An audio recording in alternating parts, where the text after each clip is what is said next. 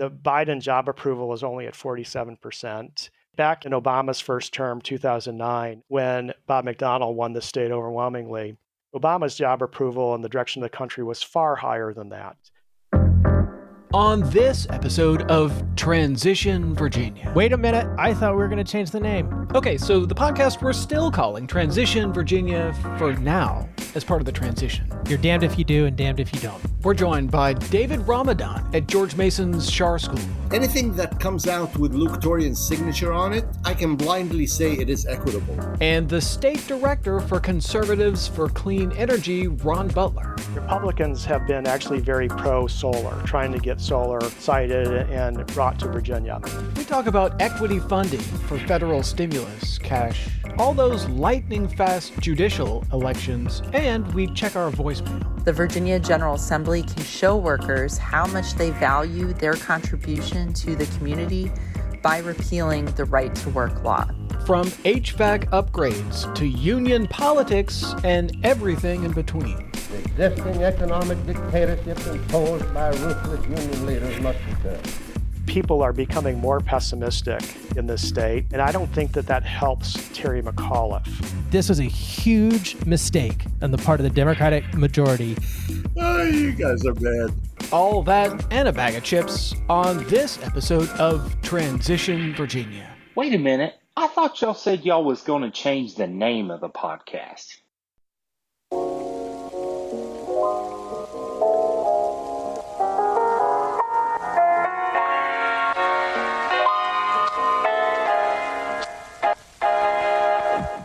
Welcome to Transition Virginia, the podcast Wait that a minute, examines... I thought we were going to change the name. Okay, well, welcome to the podcast we're still calling Transition Virginia for now. I'm Michael Pope. And I'm Thomas Bowman. And I am David Ramadan. Later in the podcast, we'll talk to the State Director of Conservatives for Clean Energy, Ron Butler. He'll tell us about a new poll in the race for governor that also reveals what Republicans are thinking about environmental issues. Now, this poll might actually surprise you, so you're going to want to stay tuned for that. But first, Thomas, this is the part of the show where we welcome our new Patreons. So tell us, who do we have this week? Well, Michael, I am sorry to report that we don't have any new Patreons this week. What? Don't tell me all the listeners don't know what a good thing they've got going on here. Come on, guys. I guess they don't. Maybe next week. You know, maybe we should have, like, a fund drive. Like when NPR stops reporting news and spends a week begging for money? It's kind of like that, sure. Or when Jerry Lewis would have his telethons? Yeah, I guess it would be kind of like that. But of course, this being Transition Virginia, it would kind of be its own thing. In fact, if Transition Virginia had its own fund drive, it would sound something like this. I want to talk to you for a minute about something of vital importance. Transition Virginia is not just your favorite podcast. It's also a lifeline for legislative staffers in need. Case in point, meet Billy. Billy is a staffer for one of our state senators. Little Billy here is suffering from a malady that's running rampant throughout our country's legislative institutions.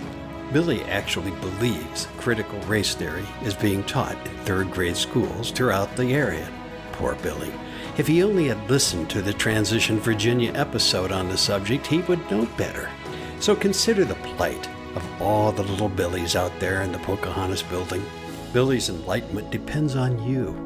Your contribution to Transition Virginia can make all the difference. You can become a patron for as little as $3 a month. It's easy. Click on that orange Patreon button on the website. Please, save little Billy. Do it for those little Billies of America. Do it for those little Billies of America. Oh, you guys are bad. I wonder exactly who he had in mind. Oh, that was my friend Steve Artley, the award-winning editorial cartoonist and button pusher, and he's pushing some buttons today. Thank you, Steve Artley, for that bit. I think the phones are ringing, right? I mean, clearly that's gonna pull in all the cash, right? Yeah, better. And yeah, thank you, Steve Artley. That was great. And you know, if it didn't move you, do you even have a soul? Probably not. Okay, well, let's get on to the news. We got some pushback to something that happened on the podcast last week that was critical of the funding formula for the stimulus money for HVAC upgrades. Now, I mentioned that some groups were upset that the funding formula lacked equity because it didn't account for how affluent or not affluent a school system was in calculating the matching funds necessary to upgrade the HVACs. Now, essentially, Petersburg would be required to finance half of the cost of those HVAC upgrades. And Loudoun would also be required to finance half of the cost. That matching fee struck many people as odd, especially because most of the way money flows in the world of education is tied to the local composite index. Wealthier school divisions usually have to contribute more so that poorer school divisions can receive more. But the funding formula for these HVAC upgrades, they don't work that way. Struggling divisions have to cough up the same matching funds as wealthy divisions. Now, one of the people who is disappointed in the funding formula is the superintendent of schools in Bristol, Keith Paragon. I talked to him about the funding formula this week, and this is what he told me. In Bristol, we're a very high poverty school division. Our locality does not have the capacity like some other more affluent school divisions have to provide money for school infrastructure. Just to give you an idea of how bad it is here in Bristol, the newest school that we have was built in 1974. And so he says investing $200,000 for a $200,000 match at a school that'll probably be closed in a few years is not an ideal scenario. So why did the governor do it this way? The governor's office says they did, in fact, build equity into the funding formula. And here's the governor's argument. All the school divisions that are able to afford the matching funds will receive a minimum of $200,000, regardless of how many students they have. And that way, smaller school divisions won't be punished by the per pupil funding formula. So they say they are building equity into the program by helping small school divisions like Falls Church. Critics say they should be helping jurisdictions like Petersburg. David Ramadan, I want to go to you. You represented the wealthiest jurisdiction, not only in Virginia. I'm pretty sure Loudoun County is like the wealthiest county in America, right? Wasn't Loudoun often the victim of the other side of this, where Loudoun was frequently contributing more and receiving less? Absolutely. The composite index has always been not just for Loudoun, and we fought that year after year. The delegation from Loudoun, both Republicans and Democrats, have always worked on changing that. The bigger counties, because there's a higher income level, ends up getting less money that comes in from the federal. And we're not talking in dollars, we're talking in percentage, which means then that they end up putting a much higher percentage than others. Look, when Petersburg or any of these smaller localities put in $200,000, we're talking Loudoun is going to put up millions because we have a huge population, a bigger number of schools. So it is equitable. Well, just to be clear about the way the funding formula works is it's a per pupil calculation. And so Loudoun would be paying the cost of the matching fund for the cost per pupil. And that makes it very fair. You got 500 pupils, you match for those. You got 300,000 people with 80,000 pupils, then you match for those. I think that's very fair. What about cutting Petersburg a break here because they're struggling? But here's the point. This was done by the governor's office and by the House Appropriations to make sure the smaller localities get money. And I'm going to make a general statement here. Anything that comes out with Luke Torian's signature on it, I can blindly say it is equitable. There is no way Chairman Torian is going to let something go through that's not equitable in any way, shape, or mean to any locality. He is one of the most sensitive person to this issue in the General Assembly and has done a great job in working these numbers. So anything that comes out of Chairman of Appropriations that he put a signature on it is going to be equitable. Yeah, I mean, I would also say that there's a victim of just not quite having enough money to do the job right. So the Commonwealth Institute and some of the other organizations that are knocking the government or the legislature for doing it the way they did it. I mean, I understand the criticism, but to be fair, the localities like Petersburg, they deliberately wrote it in a way so all of the new funds, 90% of it go to high poverty school districts. And so it may not be the perfect way to do it because, of course, Petersburg and low-income school districts really need every dollar that they already have. Like those budgets are already accounted for, and they can't just ad for this one-to-one match. And I understand their frustration, but the reality is there was not enough money to begin with in order to do it the right way. So I hear what you're saying, Thomas, and I've heard this argument from people in the House budget world. So if I'm hearing the argument right, it basically says something along the lines of, gosh, Petersburg, you sure have gotten a lot of money from round 1, 2, and 3 of all this federal spending. Certainly you can afford to pay half the cost of the HVAC upgrade, right? And that's not a message that's received well in Petersburg. May not be received well, but it's a fact. Well, the special session wasn't just about spending federal stimulus cash. There was another reason they were there. Lawmakers were there to elect judges. Now, they elected so many judges, they basically filled half the bench of the appeals court. Now, when we recorded our last episode with Brad Kuttner of Courthouse News, we did not yet have any names of all those 8 judges they were about to appoint. The identity, the names of those judges, they were a closely guarded secret until Monday afternoon. Then the judges were interviewed on Tuesday morning. Then lawmakers voted them into office Tuesday afternoon. So there were about a dozen hours on the clock between the time their names were publicly released and the time that the title appeals court judge could be added to their business cards. David Ramadan, is this any way to elect judges, keeping their names secret until the last possible moment? It is the Virginia way. This is a prerogative of the majority. Always has been, always will be. And this is regardless of who the majority or minority is always going to call foul. The majority is going to be fine and vice versa. This has been done in the past by both Republicans and Democrats. This is just fact of life, how Virginia does judges. I'll take this over electing judges 7 days a week, 365 days a year. When you talk about names unknown, what's there to be known? They've been vetted. Everybody knew that the majority, in this case, the Democrats, are going to pick the judges. What would you say to the idea of naming a justice to the United States Supreme Court with 24 hours notice, public notice about the name and identity of that judge? And then suddenly within 24 hours, that person is a sitting U.S. justice. Would that sit well with you? It was almost done. And if anybody had 60 votes in the Senate, they'll do it as well on either side of the aisle. That is how we do judges in Virginia. It is the prerogative. I'll tell you how it works. It's the prerogative of the majority in general. And then it's the prerogative on statewide judges. It's simply the majority is going to make it. And the decision is, or the fight really is between the House and the Senate. It's never between majority or minority. I mean, the minority is out of this game altogether, regardless who the minority is. The fight has always been between the House and the Senate.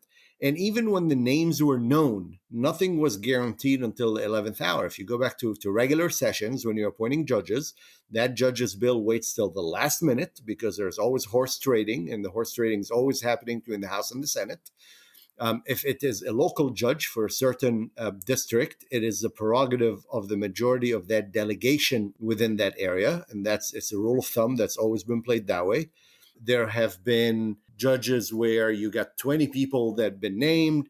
They've been named for a month. They all go in front of courts committee in the House and the Senate. And all of that is part of the show.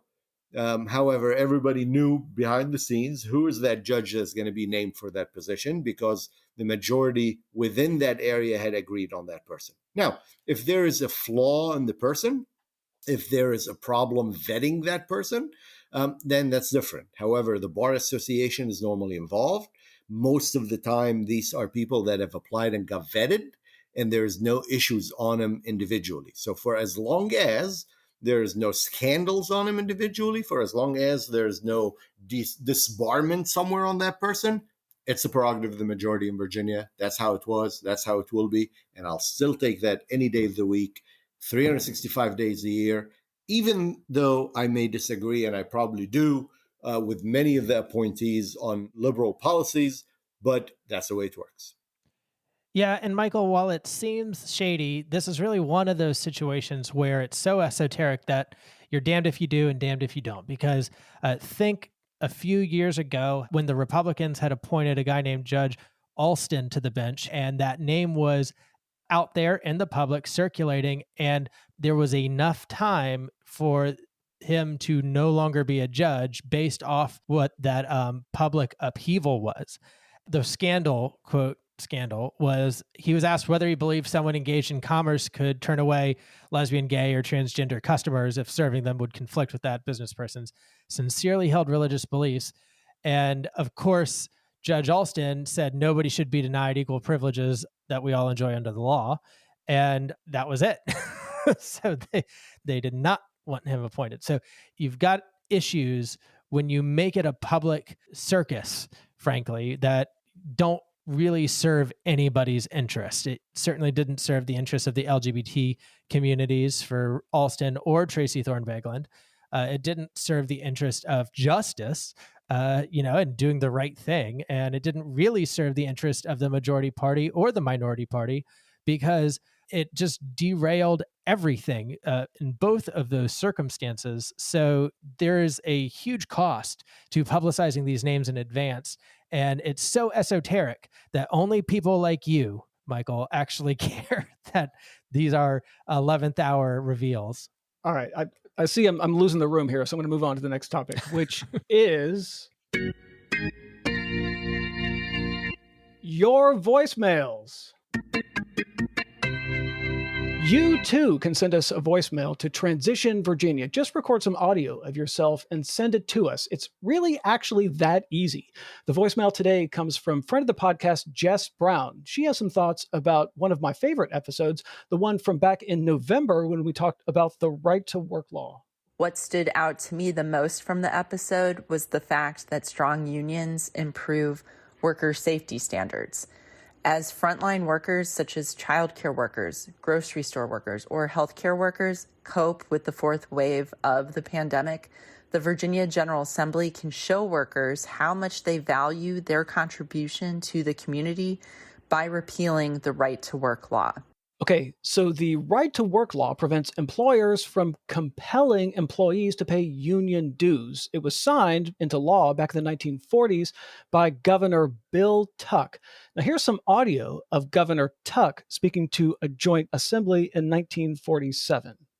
Labor unions have served a useful purpose in our economy, and no doubt will continue to do so if wise government keeps them within their proper sphere.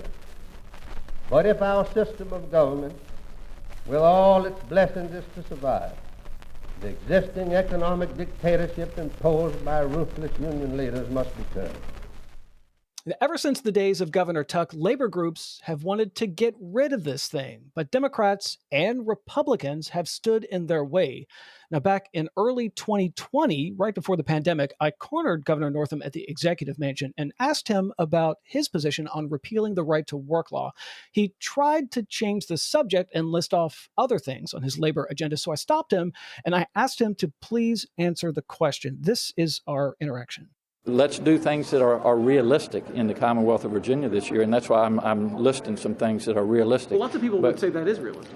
Well, we will have that discussion if and when it gets to my desk. If and when it gets to his desk. Turned out to be never got to his desk. And you kind of get the sense the governor really knew that all along, which is why he tried to change the topic of conversation when I asked him about it. Now, flash forward to earlier this month. I'm standing in the parking lot of Port City Brewing in Alexandria, where Terry McAuliffe is holding a campaign event. The DNC bus had stopped at the brewery, and I thought about doing a story about the launch of the bus tour. But then I thought that's really a snoozer of a story. So instead, I decided that I would wait until the gaggle and ask McAuliffe about his position on repealing the right to work law. Now, while I was waiting, I got into a somewhat heated discussion with one of McAuliffe's people who was trying to persuade me that the General Assembly would never pass a bill overturning right to work. So it was a mistake to do a story about it because it would never happen. I responded that the Senate election was only a few years away in 2023 and that the next Virginia Senate might not have Dick Saslaw or Chap Peterson or Dave Marsden. He said I might not want to say that too loudly because Senator Marsden was at the event.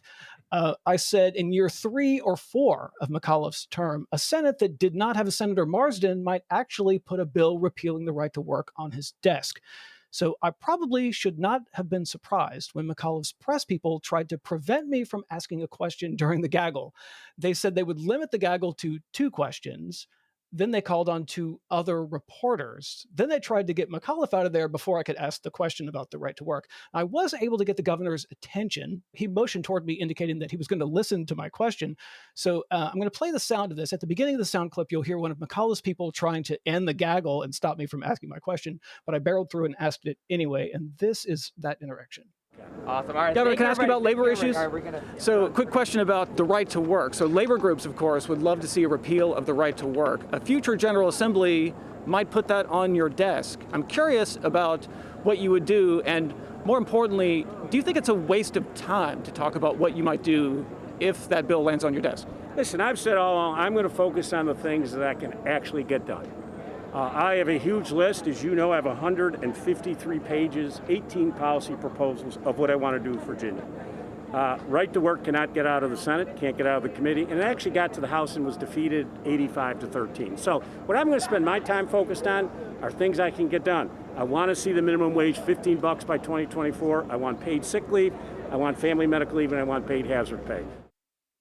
Now, this is an issue that McAuliffe clearly would rather not talk about. He doesn't want to talk about right to work because he doesn't want to alienate labor groups who contribute to his campaign and also provide lots of volunteer campaign workers.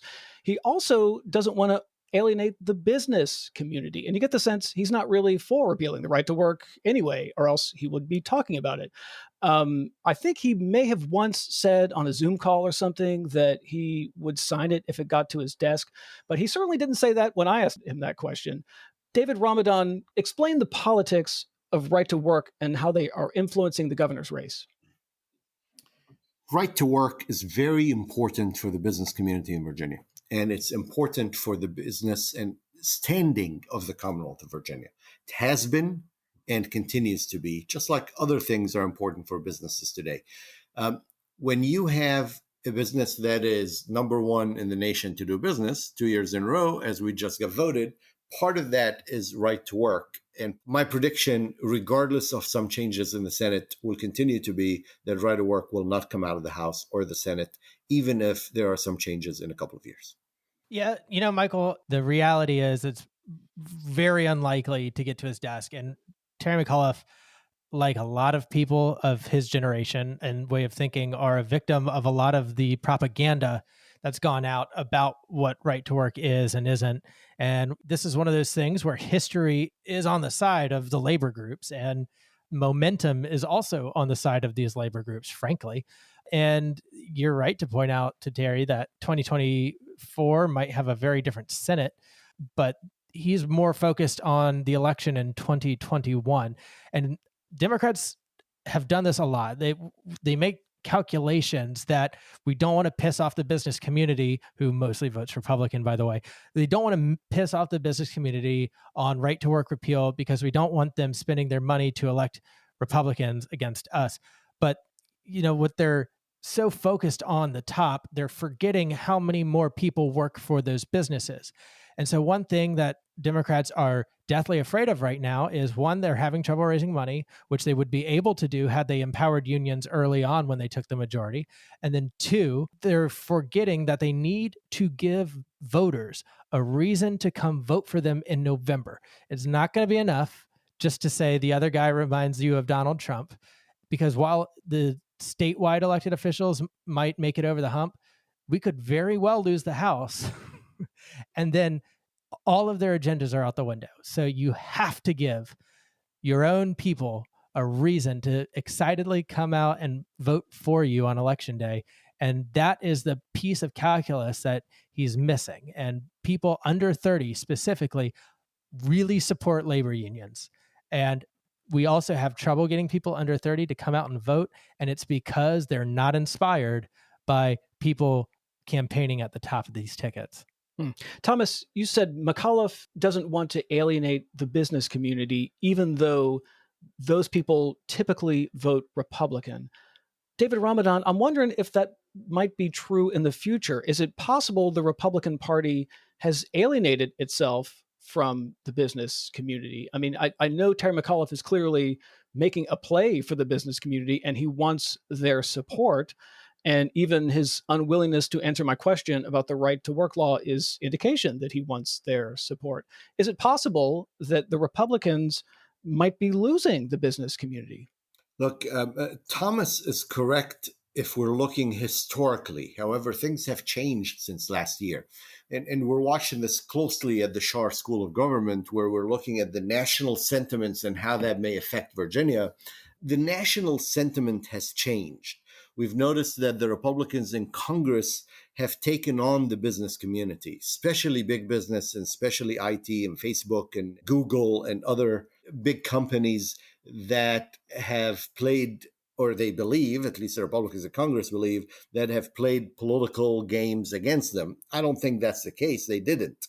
And that makes the business community up for grabs. And I think it is smart for any political candidate to jump out and get him, especially a candidate like former Governor McAuliffe, who is a jobs candidate who built his last run on creating jobs and now building his next term on building back Virginia and bringing in more jobs and so on. So it is a smart play to go after a business community. I think that vote is up for grab, and I think right to work is important here. But in general, let's keep something in mind. The role of a candidate, as I tell my students all the time, is to worry about the upcoming election, not an election 2 years from now, not 3 years from now, like the earlier issue that we talked about, where Thomas told you the only person who cares about this is you. The only people that care about 2 elections from now are politicos, right? People like you and me who sit down and analyze this. But that's not the role of the candidate. The role of the candidate is to win this election. And his or her job is to make sure that they're on the ballot with 51% in November, on the first Tuesday of November. So what happens 2 years or 4 years from now? What happens when Scott Serville is majority leader in the Senate, or a minority leader in case the Republicans pick up a couple seats? Mm-hmm. I just heard a prediction.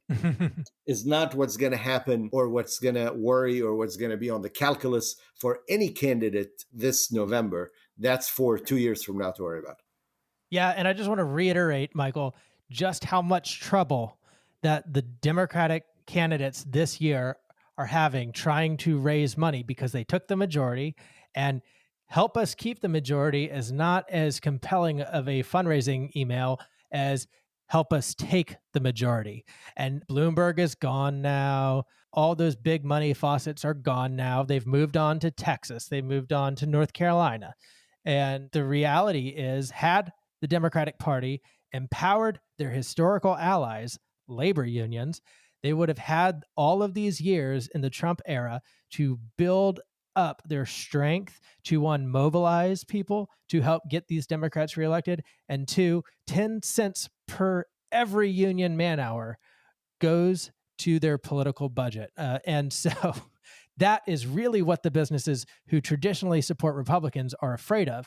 They don't want their workers contributing to political candidates that the business itself doesn't support to be at loggerheads. And so what the Democrats could have done was to create a pool of money that they would have been able to rely on, that isn't Dominion, that isn't Michael Bills, that isn't out-of-state rich donors. It is the people who live in their own districts, the people who they should be trying to activate. And when those people have more money, they have more money to spend at other local business establishments. So all boats lift when you raise the tide. So this was a huge mistake on the part of the Democratic majority when they took over both chambers back in 2018.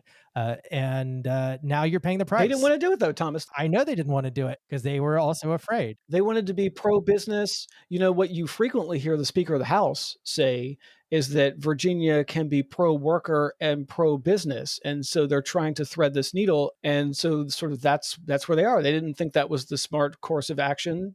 Oh, let's throw it to David Ramadan. Do you think they've been successful in threading that needle of being pro-worker and pro-business? I think that is still up in the air and that's still up for grab. However, I wholeheartedly agree Virginia can be both pro-business and pro-labor. I think it's a smart play. for the speaker to push towards that direction in the current leadership in the majority. However, there's something very important that we skipped here, Michael. What are you doing cornering the governor in parking lots? This is just wrong, man. You got to take it easy on the governor. This is my job. You have to ask questions, not to corner him in a parking lot. He was doing a gaggle. So, I mean, it's not like I literally cornered him. He was in the parking lot, so he could have run in the other direction. But he actually chose to stand there and answer my question, which you can't say for every candidate. Okay, well, let's take a break. When we come back, we'll talk Michael, hold up. We didn't discuss the statewide political campaign that attacked you personally. But, Thomas, I actually have a lot to say about that. But I think I'm going to save that for the Patreons. Well, this seems like as good a time as any to announce we're rolling out premium content available only to Patreons. So go to the website, transitionvirginia.com, hit the orange button, and become a friend of the podcast. Okay, so coming up next, we're going to talk to the State Director of Conservatives for Clean Energy, Ron Butler. He's going to tell us about a new poll in the race for governor, and the poll also reveals what Republicans are thinking about environmental issues. We'll be right back.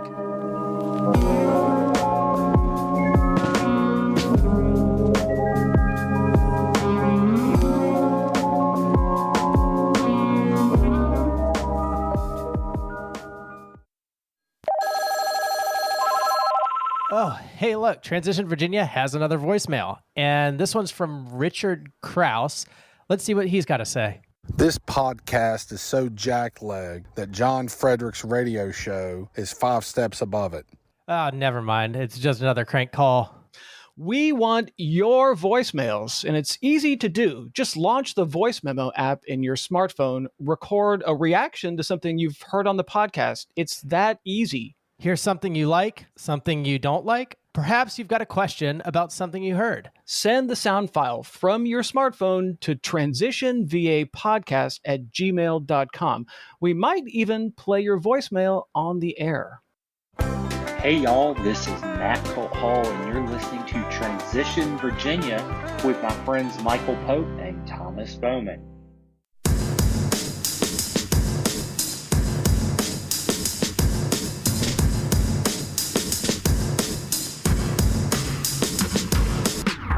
And we're back on Transition Virginia. We're talking about a new poll that shows former Governor Terry McAuliffe leading Republican Glenn Youngkin by 5 points. The poll was released by Conservatives for Clean Energy, and it has a lot of interesting numbers showing what voters think about clean energy in Virginia. So here to help us dig into this poll and what we can learn from it is the State Director of Conservatives for Clean Energy. He's a former political director for the Republican Party of Virginia. Ron Butler, thank you for joining us. Thank you for having me, guys. Appreciate it. Okay, so we get a lot of polling data in Virginia politics from major academic organizations like Christopher Newport University or George Mason. We don't often see polling data from groups like Conservatives for Clean Energy. So tell us a little bit about this poll. Sure. We decided to do this now. It was done the last week of July because there weren't a lot of polls out there. And we thought that if we did a poll now, and we asked the governor's question, we asked Biden approval, that it would actually get noticed. We have done polls, our organization, since 2016. We did not do one in 2020, but 2016, 17, 18, 19, we have done polling before. But this being a governor's election and the lack of any kind of polls out there, we thought we would do it. So we retained a firm called Coefficient to do the poll.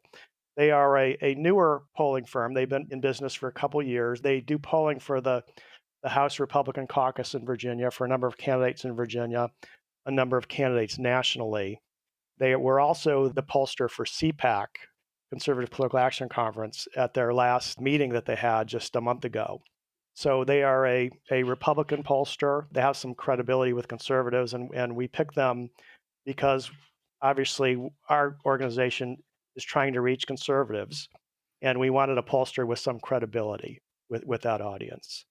You know, that makes sense to me. And one of the things that we're seeing is that McAuliffe is leading Youngkin by, what is it, Ron, 5 points? Yeah, our poll shows it 45 for McAuliffe, 40 for Youngkin, which is, if you look at some of the polls that were done a few months ago, similar to some of those polls. There's a few that I've seen that have it a little closer. I've seen some others that have not been publicized in the past week that have the race maybe 1 or 2 ticks closer than that, but similar to these numbers. Okay, so your poll has McAuliffe leading with suburban voters, urban voters, and women. Youngkin is leading with men and rural voters. Overall, McAuliffe has a 5-point lead over Youngkin, which is not a huge lead, especially considering the margin of error for this poll is 3.6%. That's a really slim lead for McAuliffe. Is that essentially really good news for Glenn Youngkin? I think both candidates could look at this poll and point to good things. For Youngkin, the fact that Terry McAuliffe was governor for 4 years, that he's well defined in this state, yet he's only at 45%. That's the good news for him. The other, I think, good news for Youngkin in this poll is that the Biden job approval is only at 47%. Back in Obama's first term, 2009, when Bob McDonnell won the state overwhelmingly, Obama's job approval in the direction of the country was far higher than that.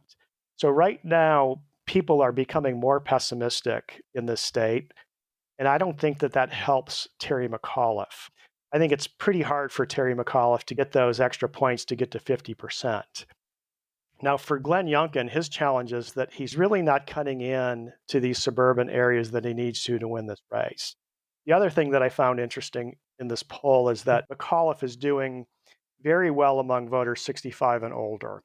That's typically one of the more Republican or conservative-leaning segments of the voters. And right now, McAuliffe's in a really good position with these people. The other fascinating thing about this is if you look at people that have kids in school age, people in their 40s, they're also kind of for McAuliffe in this poll. But younger people below that aren't super excited about Terry McAuliffe.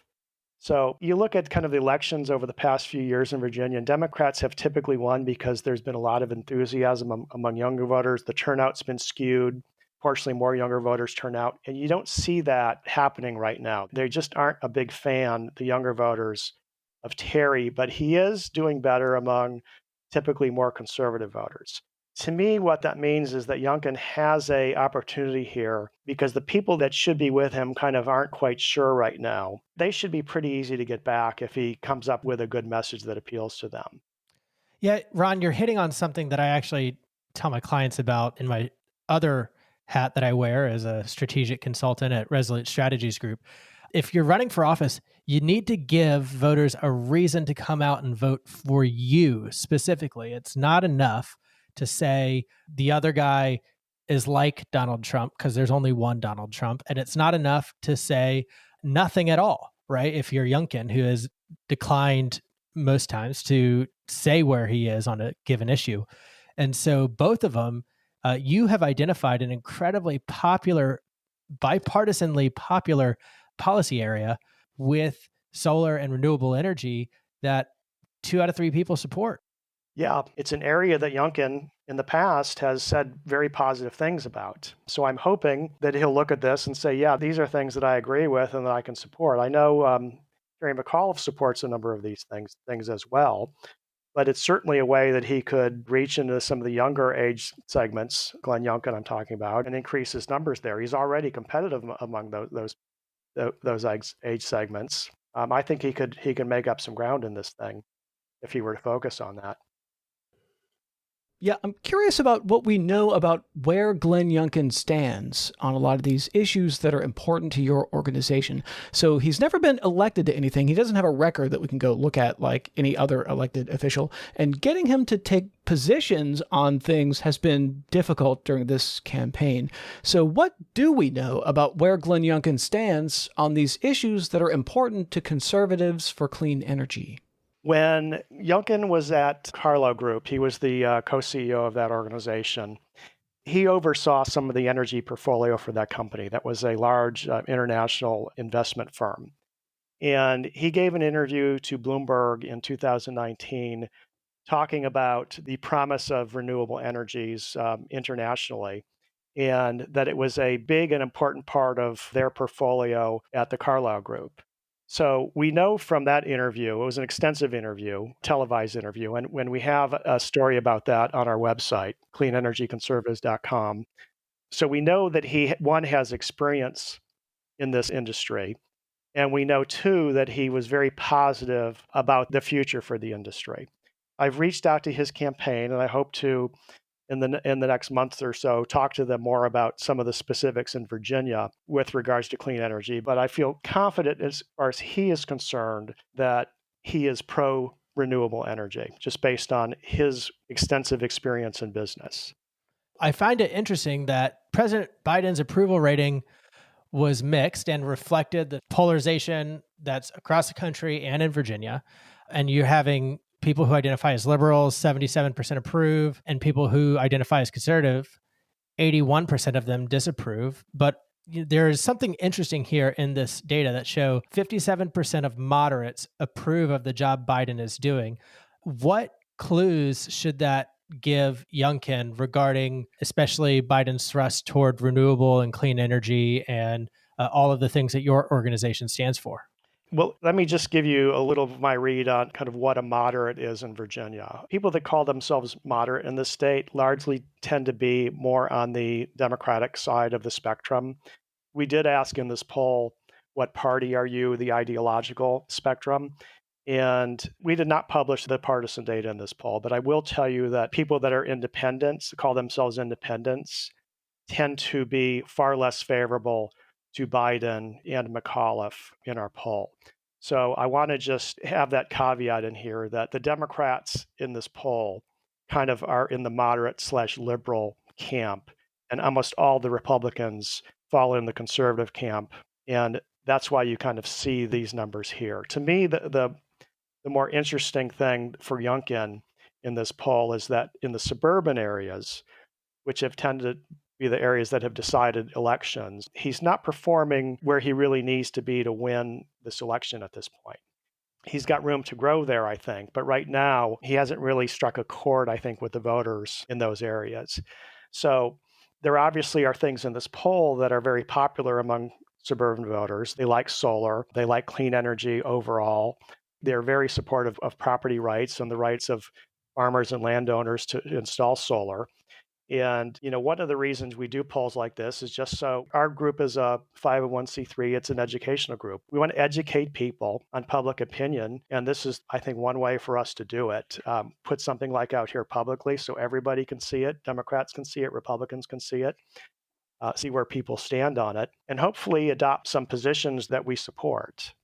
Now, you just mentioned localities and the actions they're taking against landowners that want to put solar panels on their property. Now, I know that we've seen across Virginia local governments taking action to prevent landowners from putting solar panels on their property. In Augusta County, Culpeper, Rappahannock, we've seen local governments take action to restrict what landowners can do with their property. What's going on with that? Well, where most of the action in solar is right now is obviously rural areas, the larger projects. That's where the land is cheaper. And so the solar industry has been going to these counties across the state and working with landowners who, most of them are farmers. Some of them are retired farmers or getting to that age, and discussing with them a solar project for their property. And the property owners are by and large very, very supportive of this. And so what would happen is right now in most of these counties, they haven't experienced a solar project before. And so you go to the county commission to get approval for this, and they don't have any experience with it or knowledge of it. There's just some fear, I would call it, in terms of what does this mean for our community? And so some of these counties have been passing ordinances, I think without a lot of real research in it, that severely restrict what a farmer can do, a property owner can do with their land. They have been passing ordinances that have 200-acre per project caps. They've been passing ordinances that say no more than 2% of the land in the county can be used for solar projects like this. And we feel that right now, with an industry that's just kind of getting off the ground, that's in its infancy, that's really kind of arbitrary and not really smart economically for the county. So I'm wondering if you would like to see a future governor or a future General Assembly take some sort of action to prevent local governments from making these kind of restrictions on landowners in terms of what they can do with solar panels. No, I wouldn't. I wouldn't, because I believe in local control. And I think that localities can make good decisions on this. What I don't like is when it's just kind of arbitrary and they really don't think about it. There's not a lot of discussion about it. There are counties in Virginia, Pittsylvania County, down in Southside, Halifax, Charlotte, that are much more pro-solar. Spotsylvania County, a couple years ago, supported the S-Power solar facility. It was one of the biggest on the East Coast. There was some controversy about that, but they ultimately passed it. The project is up and running this year, and it's a very large project, I think over 1,000 acres. And it's working fine. It hasn't added any traffic. It's not like a 1,000-house subdivision. Once it's built, it's quiet. It doesn't pollute. There are buffers from the road on these things. So it's a really low-impact development. And what we're trying to do is just inform people of that, inform conservatives specifically, property owners, the boards of supervisors, elected officials. But I really don't think it would be productive for the General Assembly to get involved in this at this point. I just think that it's important for the localities to have some control of their zoning. And I think that it just wouldn't be wise to politicize this in the General Assembly at this point.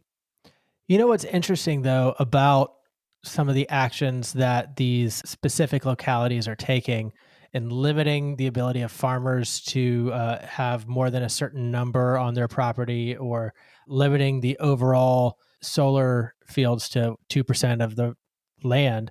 This is actually a really interesting way for people in rural areas to make money, because they can lease that property to the company that's building the solar panels, right? Yeah, it's a very important moneymaker for these landowners. We've talked to farmers in some of these areas that are in their 60s. They want to retire. They don't have anybody in their family that wants to take over the farm. They may have 100 or 200 acres, and a solar company comes to them and says, hey, we'll pay you rent to lease your property for 20 years, for 30 years. And that means that these people can stay on the farm. They can keep the farm in their family. So the landowners, by and large, are incredibly favorable toward this. That's not really where the problem is coming from. It's just convincing the boards that these people should have a right to do this really low impact kind of development on their farm. And one of the results of your poll showed just that. People like developments that are solar, but housing developments and industrial developments were viewed as not in my backyard NIMBYism. Can you dive into that for us about your poll? Sure. Yeah, we ask a question in this poll, which is, if you had to choose, which would you like to see on 100 acres of land in your locality? What kind of development? And the choices were solar project, a housing development, industrial park, or a natural gas power plant. And of the respondents in this poll, 60% of them said solar project they prefer over the other forms of development. Housing development was 22%, industrial park 11%, natural gas power plant only 7%. So what we wanted to do with this question was basically send the message that, hey, you can't decide what a landowner can do with his land. If he wants to develop the land, most places he has the right to do that, to do so. And that solar is actually something that people prefer over these other forms of development. In Spotsylvania County, when the large S-Power facility was going in, one of the arguments that was presented was that if we don't put the solar project here, then there's going to be thousands of houses on this property. It'll be clogging the roads. It'll be making the schools more crowded. That solar was a better form of development than a housing development. And this poll clearly shows that's the case. And we added natural gas in there too, because as you know, natural gas is right now in Virginia, the biggest form of electricity generation comes from natural gas. So there's natural gas power plants around the state, and we wanted to just see the contrast that was what was there, and it was almost 10-1. People preferred solar over a natural gas power plant. All right, one last question. We really appreciate your time. So part of your poll talks about changing perceptions and how people's views about these things might be influenced when they learn new information.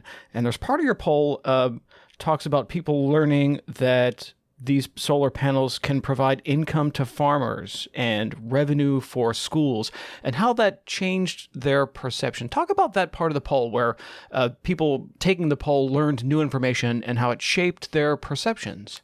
Sure. I mean, tell you kind of the genesis of those questions. In the past General Assemblies, Republicans have been actually very pro-solar, trying to get solar sited and brought to Virginia.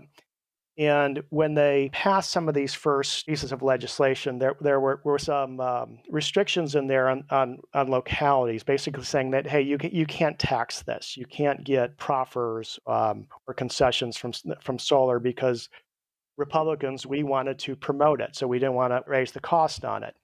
And what we were finding is that basically meant that there was no real interest, no incentive for these localities to want to support any of that. So recently that changed, and now localities on some of these projects can generate income from these solar facilities. And it's more income than they would generate if the land were, say, in a farm, as it is right now. And so we tested this question, and we asked if we told the people that it can generate millions of tax dollars over the lifetimes for schools, broadband in rural areas. Is making more or less likely to support solar. And it was overwhelmingly 62% more likely, only 11% less likely. And in some of these counties where these facilities are going in, they're very, very small. They may have 7,000 people in them, 10,000 people. You know, some areas have more than that. But if you're talking that a solar facility can bring in $15-20 million over the life of the project, that's enough to put a new school in a place, in a rural place that may not have the funds to do it, or to bring broadband to rural areas that haven't had it to this point. So we wanted to just to test that and see if people would respond to that. And they did overwhelmingly. Conservatives responded positively, more to 2-1. Every segment did. And the other question we asked was, should landowners be allowed to have the right to build solar on their land? And as I said before, that was a 90-10. That was a 90-10 issue. That it shouldn't be restricted just because somebody on the Board of Supervisors don't like the way they look. That's typically what we hear is, oh, I don't like the way they look, or, oh, I like the view shed. And that's never been a reason to deny a project in the past, especially one that doesn't pollute and that has all these positive benefits. So that's all for this episode. Support us on Patreon or send us an email to transitionvapodcast@gmail.com. Like and follow @TransitionVA on Twitter and anywhere pods are cast. Read the transcripts at transitionvirginia.com, and special thanks to Emily Cottrell for figuring out what the heck we're saying. Thanks for being on the transition team. We're your hosts, Thomas Bowman. And I'm Michael Pope.